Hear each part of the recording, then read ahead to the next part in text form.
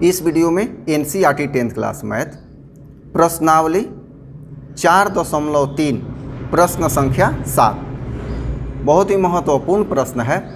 और इसमें खास बात यह है कि इसमें दोनों संख्याएं, बड़ी संख्या और छोटी संख्या है, दोनों को ही मान के हम बना सकते हैं। किंतु छोटी संख्या यदि मान लेते हैं तो कैलकुलेशन बड़ा ही पेचीदा और लंबा हो जाता है, और जब बड़ी संख्या मानते हैं तो ये कैलकुलेशन बहुत ही आसान हो जाता है। मैंने अपने कोचिंग में छोटी संख्या मान के बतला दिया है। आज इस वीडियो में मैं बड़ी संख्या मान के बतलाने जा रहा हूँ। तो प्रश्न है, दो संख्याओं के वर्गों का अंतर 180 है। ध्यान दीजिएगा, वर्गों का अंतर है। छोटी संख्या का वर्ग बड़ी संख्या का 8 गुना है। दोनों संख्याएं ज्ञात कीजिए। तो यहाँ पर मान लिया कि बड़ी संख्या x है, यहाँ हम बड़ी संख्या मानेंगे।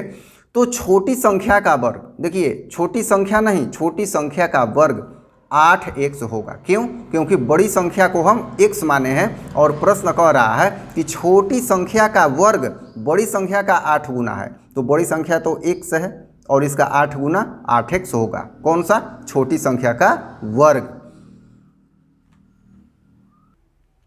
तो प्रश्न से x स्क्वायर माइनस 8x अब ये बराबर 180, ये कैसे हो गया? तो प्रश्न कह रहा है कि दोनों संख्याओं के वर्गों का अंतर, बड़ी संख्या क्या है? x है, तो x का वर्ग क्या होगा? x square. और छोटी संख्या का वर्ग कितना है? तो छोटी संख्या का वर्ग पहले से प्रश्न के अनुसार बड़ी संख्या की 8 गुना अर्थात 8x है। तो छोटी संख्या का वर्ग क्या होगा? 8x, और दोनों का अंतर 180 प्रश्न में दिया हुआ है। तो यहाँ बड़ी संख्या का वर्ग घटाओ छोटी संख्या का वर्ग बराबर 180।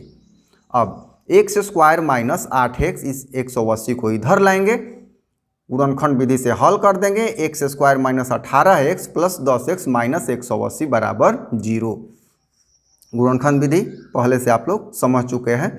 तो यहाँ x कॉमन होगा इन दोनों पद में, x माइनस 18, यहाँ 10 उभयनिष्ठ होगा तो x माइनस 18, x माइनस 18 दोनों में है, यहाँ बचेगा x, यहाँ बचेगा प्लस 10। तो ये दो गुणनखंड आया। बारी बारी से जीरो करेंगे।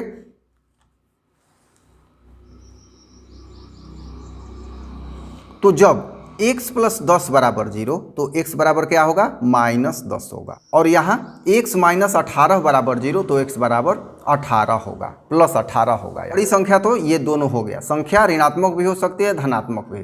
तो x बराबर कौन सा सही होगा? माइनस 10 होगा कि प्लस 18 होगा, ये चेक करना है। कोई एक अमान्य होगा। तो आइए पहले माइनस 10 पे चेक करते हैं। तो x बराबर माइनस 10 लेते हैं तो छोटी संख्या, देखिए छोटी संख्या का वर्ग 8 गुना बड़ी संख्या प्रश्न में दिया गया है और बड़ी संख्या को x माने हैं। तो छोटी संख्या बराबर क्या होगा? अंडर रूट 8x, क्योंकि इसका वर्ग 8x है। तो छोटी संख्या बराबर क्या होगा? Under root 8x। तो 8 यहाँ छोटी संख्या बराबर 8 गुना माइनस 10 होगा, क्या होगा? माइनस 80। और हम जानते हैं कि ऋणात्मक संख्याओं का वर्ग हम नहीं निकाल सकते हैं, तो लिख देंगे संभव नहीं है, ये अमान्य हो जाएगा। तो ये माइनस अमान्य हो गया, तो x बराबर 18 मान्य होगा।